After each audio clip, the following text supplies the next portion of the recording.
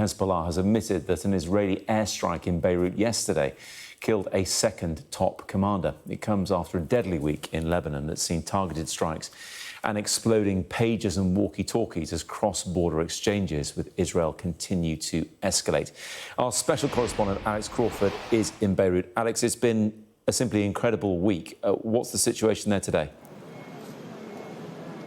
Well, the operation is still, to clear the area, is still going on. We've seen a number of ambulances going in and out, presumably taking some of those who've been injured or they've recovered out of the rubble. There are 2 buildings which have collapsed. The number of dead, it appears to be still rising. The latest figures from the Lebanese Health Ministry is 31 killed, amongst them 3 children and 7 of them women. And we know a number of children and women are still missing. So I'm sure those figures are likely to rise through the day. But a man who knows a lot more about it than me is Alex Harake. Apologies. Mr. Harake, you're part of the rescue team.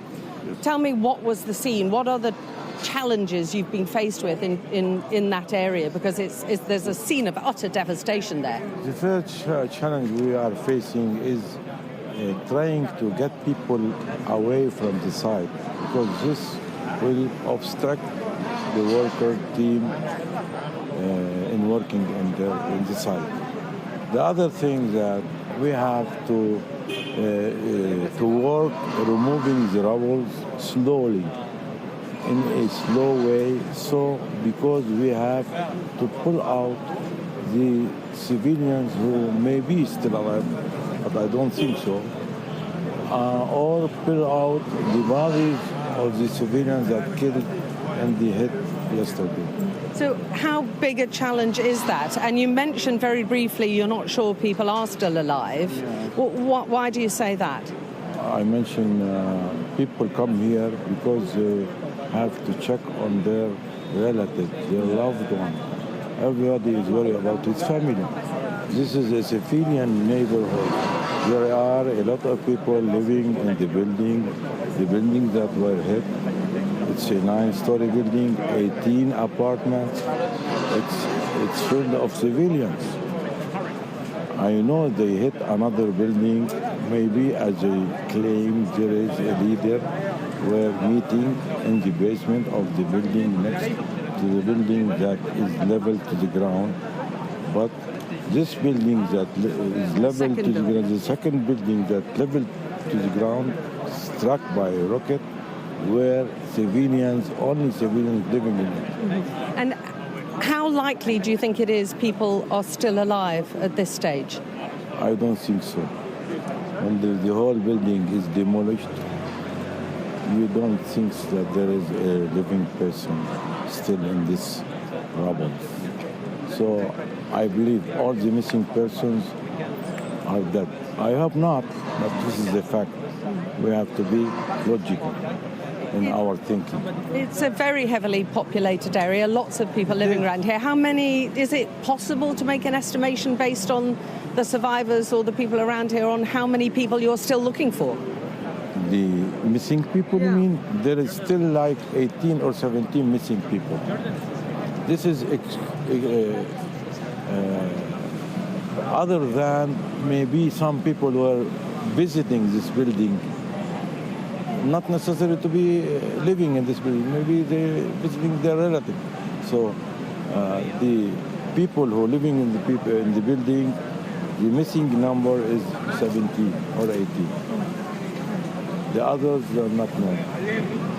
I'm sure you're aware that the Israeli authorities, the Israeli military, have said that it was a targeted strike hitting a Hezbollah commander. The people around here don't see it quite like that. I'll tell you the truth. If they were hitting the building that I said next to the demolished building, if they hit this basement without leveling down the other building, which is 9-story, I will admit that they are talking the truth. But you see, there is more than 25 people killed from this. They are civilians, are not military persons or leaders in Hezbollah. We sensed a huge amount of anger yesterday and the moments after the blast. Are you still finding that? What are you seeing amongst the people around here? Of anger. Or what is their emotion? Everybody hate to see this disaster. Everybody, especially the people who are living here. But as usual, as every, I cannot say terror act, every action will lead to a civilian death is a terrorist act. No matter you can describe it, it is a terror act. So people after removing after the building, removing the rubble, rebuild the building, people, their life has to go on. What shall we do? We have to admit that we choose a difficult road because we have to defend our country, defend our people, defend our border. We will not allow any enemy to cross our border because every people in the world need to do this. It's not a matter of faith or religion. It's a matter of stand that people have.